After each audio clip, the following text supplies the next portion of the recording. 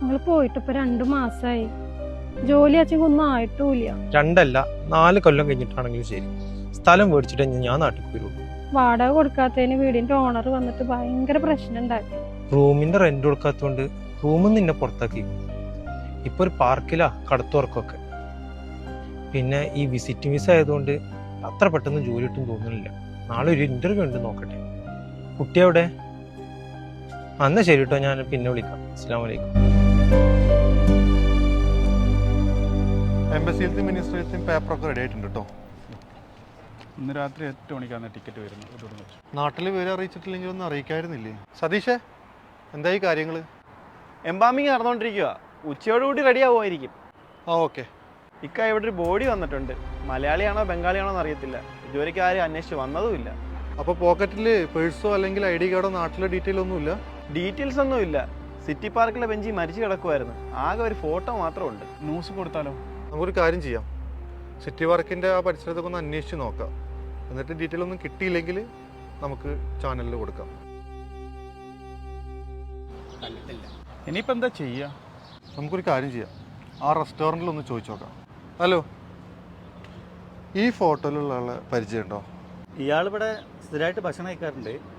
2-3 ദിവസമായിട്ട് കാണുന്നില്ല. റൂം എവിടെയാണെന്നൊന്നും അറിയില്ല. ഇയാളുടെ നാട് എവിടെയാണെന്ന് വല്ലതും അറിയോ? പാലക്കാട് ആലത്തൂരെന്നാ പറഞ്ഞിരുന്നത്, വേറൊന്നും അറിയില്ല. എന്നാ ശരി, ഓക്കെ.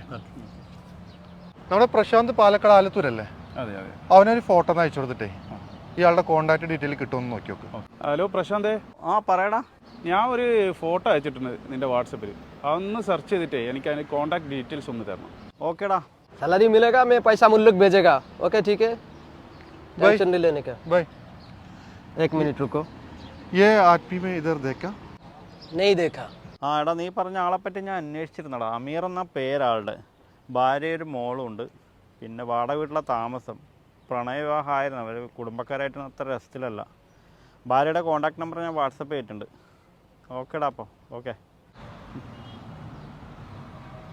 ഹലോ, ഹലോ, അമീറിന്റെ വൈഫാണോ? അതെ.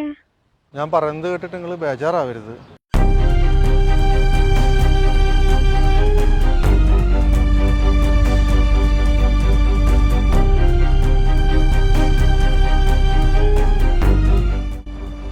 അഡ്രസ് ഒന്നും അറിയാതെ മറ്റുള്ളവർ വഴി മുഖാന്തരമാണ് ഇപ്പോൾ ഈ കോൺടാക്ട് നമ്പർ കിട്ടിയത്. വിവരം അറിയിക്കാൻ വെച്ചിട്ട് വിളിച്ചതാണ്. എന്താ നമ്മൾ ചെയ്യേണ്ടത്?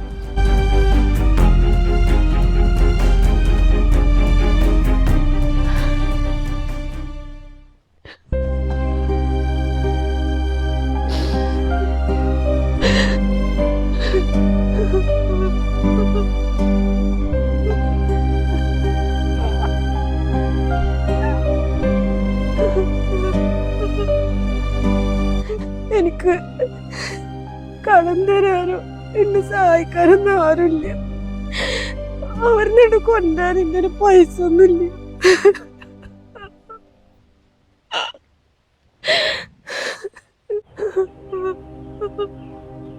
കടം വന്നിട്ട് ഇടങ്ങറായപ്പോ വിസിറ്റിംഗ് വിസയിൽ പോയതാണ്.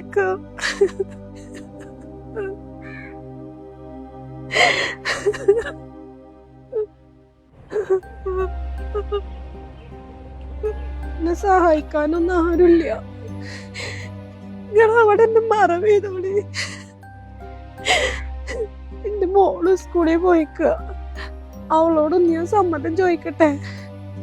നിങ്ങൾ കുറച്ച് കഴിഞ്ഞിട്ട് വിളിക്കോ? അവളുപ്പല്ലേ?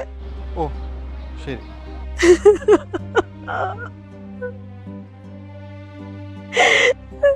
എന്ത് പറഞ്ഞവര്? ഇവിടെ തന്നെ മറവ് ചെയ്യാനാ പറയണത്. നാട്ടിലാകെ കടം കയറി വിസിറ്റ് വിസയിൽ വന്നതാ. ഇനിയിപ്പോൾ എന്താ ചെയ്യുക? അവർക്കൊരു മോളുണ്ട്, സ്കൂളിൽ പോയിരിക്കുക. കുറച്ച് കഴിഞ്ഞാൽ വരും. ആ കുട്ടിയുടെ കൂടെ സമ്മതം ചോദിച്ചിട്ട് ഒരു തീരുമാനം എടുക്കാമെന്ന് പറഞ്ഞിട്ടുണ്ട്. കുറച്ച് കഴിഞ്ഞിട്ട് വിളിക്കാൻ പറഞ്ഞു.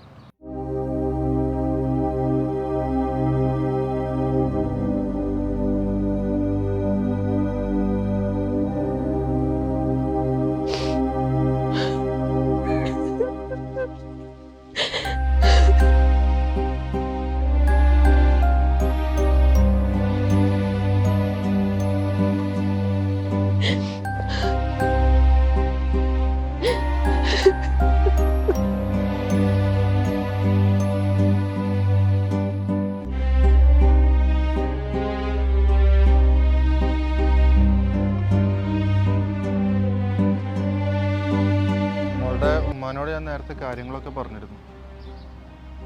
ഉപ്പാനെ നാട്ടിലേക്ക് കൊണ്ടുവരണ്ടെന്ന് അമ്മ പറഞ്ഞത്. മോളോടും കൂടി സമ്മതം ചോദിച്ചിട്ട് ഒരു തീരുമാനം എടുക്കാൻ പറഞ്ഞു.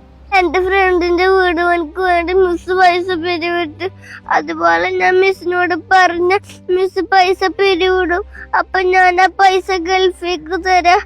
അപ്പൊ എന്റെ ഉപ്പാനെ നാട്ടിലേക്ക് കൊണ്ടുവരുമോ?